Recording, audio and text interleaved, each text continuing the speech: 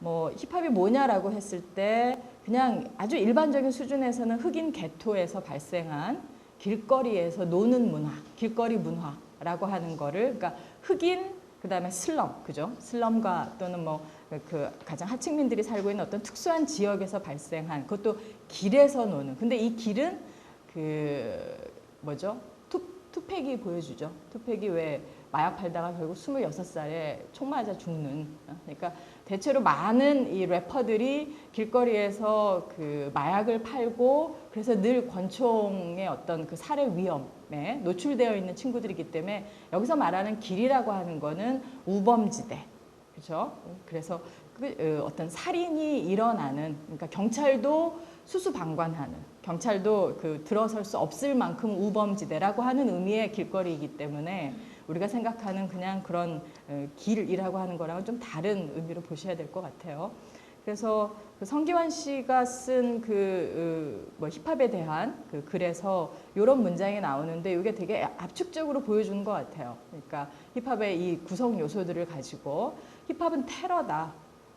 랩이라고 하는 랩은 멜로디가 그냥 내뱉는 거기 때문에 그죠? 그러니까 스포큰 워드, 구어 전통이기 때문에 이거는 아름답게 어떤 내용을 멜로디에 전달하는 방식이 아니기 때문에 결국은 펑크처럼 그죠? 어떤 펑크가 소음이라고 하는 방식으로 리듬이라고 하는 것에 저항했다면 랩은 어떤 그 구어라고 하는 그죠? 일상어 그것도 흑인들의 일상어기 때문에 사실 좀 예를 들어서 저희 나라 사람들이 이해하기엔 또 힘든 부분들이 있잖아요. 그러니까 아주 특수한 그죠? 갱들이 모이는 어떤 뭐 아지트로서의 떡이라든지 이런 표현들이 나오는 거 보면 그러니까 그 아무튼 그 어떤 특수한 지역의 거의 방언, 슬랭에 가까운 언어들. 그래서 굉장히 퍽이란 말도 많이 나오고 뭐 기타 등등 그렇죠. 그래서 멜로디, 아름다운 음악에 대한 어떤 테러이고 그다음에 왜냐 멜로디는 아름다운 삶을 이야기하는 방식의 어떤 서정성을 갖고 있다면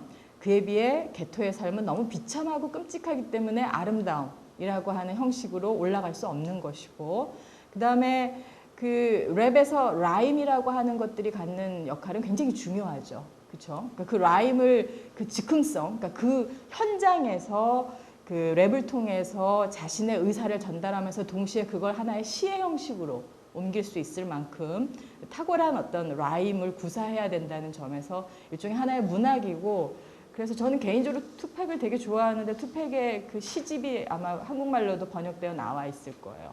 그죠? 그래서 그 아스팔트 제가 지금 제목이 생각이 안 나는데 아스팔트에 핀 장미인가 뭐 이런 시집도 나와 있고 그래서 문학이고 그다음에 뭐 내가 이렇게 맹수처럼 산다. 내가 이렇게 거칠게 산다라고 하는 메시지를 자랑하듯이 뻐기듯이 던지는 래퍼들의 그런 노래는 실은 비참하다라고 하는 고발이다.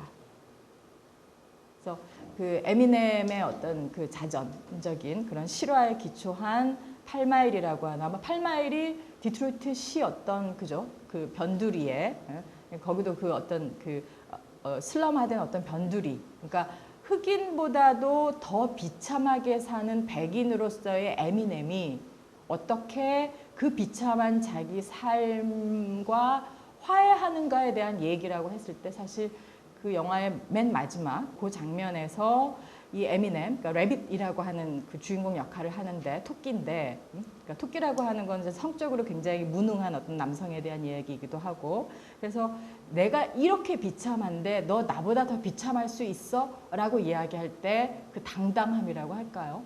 그러니까 그래서 자기의 가장 그 뭐랄까 취약한, 가장 슬픈, 가장 고통스러운 부분들을 뱉는 것. 그렇게 해서 역설적으로 자기와 화해하고 그래서 더 이상 그 자기 연민이나 또는 자기 분노에 빠지지 않는 그런 모르겠어요. 남자의 탄생으로 말해도 될지 모르겠는데 그런 장면을 봐도 내가 이렇게 사는 삶, 나의 삶이 이렇게 비참하다라고 하는 거를 고발하는 방식으로서의 랩이라고 하는 거에 어떤 형식이 어떤 본래성, 진정성을 갖는다고 말할 수 있겠죠.